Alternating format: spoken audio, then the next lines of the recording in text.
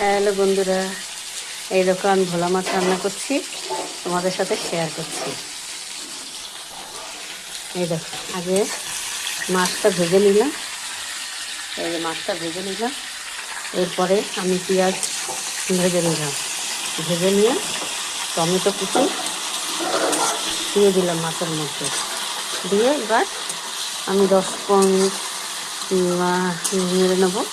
নিয়ে টমেটোটা গলে যাবে, তখন নুন হলুদ দিয়ে ভালো করে কষিয়ে পরিমাণ মতো জল দিয়ে দেবো।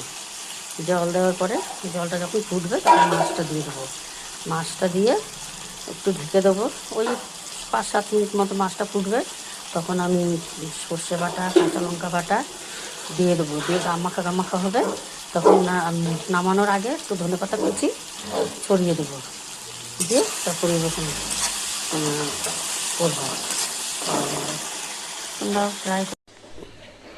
এই দেখো, ভোলা মাছটা রান্না করা হয়ে গেছে।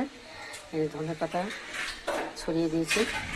আর তোমাদের তো বলেইছি যে ভোলা মাছটা ভেজে তেল গরম করে তার মধ্যে পেঁয়াজ ভেজেছি। পেঁয়াজ ভেজে তার মধ্যে তোমার টমেটো কুচি দিয়েছি। টমেটো কুচিটা সেদ্ধ হয়েছে, তারপরে একটু হলুদ নুন দিয়ে কষিয়ে নিয়েছি। কষিয়ে নিয়ে অল্প জল দিয়ে দিয়েছি পরিমাণ মতো।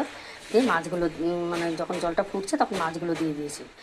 দিয়ে মাছটা ওই 5-7 মিনিট মতো মাছটা ফুটিয়েছি ঝোলে। ফুটিয়ে তারপরে মশলাটা সর্ষে বাটা, লঙ্কা বাটা দিয়ে আবার 5-7 মিনিট মতো ফুটিয়েছি। ফুটিয়ে নামিয়ে ধনেপাতা ছড়িয়ে দিলাম। এইবার সবাইকে পরিবেশন করাবো।